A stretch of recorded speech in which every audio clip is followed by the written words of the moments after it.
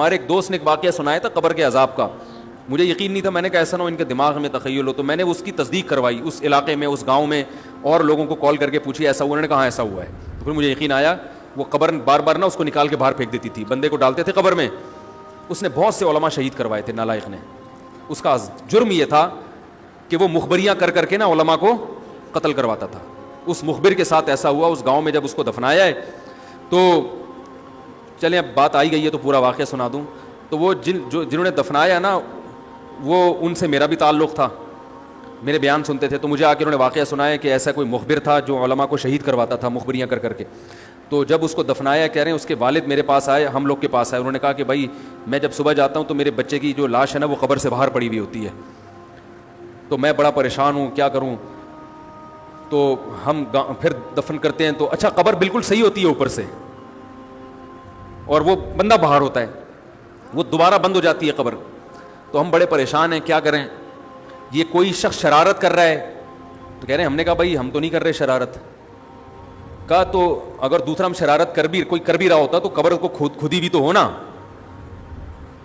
تو انہوں نے کہا, پھر یہ مشورہ انہوں نے ان کو دیا کہ تم ایسا کرو, لڑکا جو قتل ہوا, جو مرا تھا نا, جو قبر میں تھا, جس کی لاش باہر, نوجوان تھا, وہ بڑا مخبر آدمی تھا, وہاں کے گاؤں کے لوگوں نے بتایا.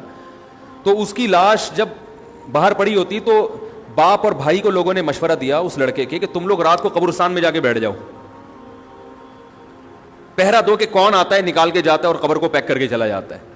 تو وہ صاحب مجھے بتا رہے تھے کہ اگلے دن وہ چیختے ہوئے آئے ہیں, چیختے ہوئے, باپ اور بھائی جو ہے نا.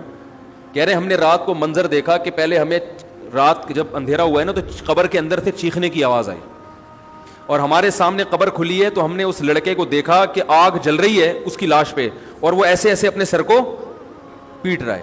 کہہ رہے ہم تو خوف کی وجہ سے بے ہوش ہو گئے, ہمیں نہیں پتا اس کے بعد کیا ہوا. ہوش میں آیا تو وہ لاش باہر پڑی ہوئی تھی. تو میں نے کہا یار پھینکو بھی دنیا میں کم نہیں ہوتے. تو میں نے پھر تصدیق کے لیے ایک دو لوگوں سے رابطہ کیا, انہوں نے بتایا کہ ایسا ہوا ہے ہمارے ساتھ. تو یہ جو ترکی کا جو تھا نا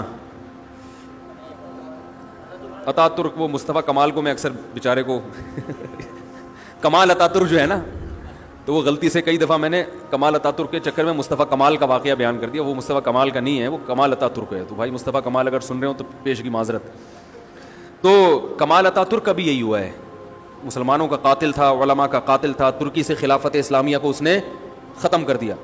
بہت یہ جو آج جو کچھ دنیا میں ظلم ہو رہا ہے اس سب کی بنیاد رکھنے والا عطا ترک ہے. خلافت عثمانیہ ہوتی تو نہ کشمیر کا مسئلہ کھڑا ہوتا, نہ بوسنیا کا مسئلہ کھڑا ہوتا. یہ ساری مصیبتیں جو آئی ہیں, مسلمانوں کا جو اتحاد ختم ہوا, تو اس کے ساتھ بھی ایسا ہی ہوا.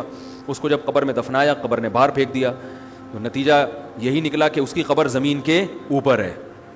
تو وہ جو اس کے فالوورز ہیں وہ کہتے ہیں دیکھو ہمارے حضرت اتنے پہنچے ہوئے ہیں کہ اوپر دفن ہے. تو جو بوڑھے بوڑھے لوگ ہیں نا ترکی کے, وہ آپ کو بتائیں گے کہ یہ محترم کو زمین نے قبول نہیں کیا, نکال کے باہر. تو بعض دفعہ قبر خود بتا دیتی ہے, بعض دفعہ. اچھا مجھے چلیں چھوڑیں, بات سے بات نکل جائے گی, وہ ہمارا موضوع رہ جائے گا. تو فرشتہ کہاں پہنچا, قریب, ہاں واپس چلا گیا تھا فرشتہ, ٹھیک ہے. تو وہ بالکل قریب آ کے واپس چلا گیا. تو ایسا ہوتا ہے بعض دفعہ, ہوتا ہے, ایسے واقعات ہیں بہت سارے.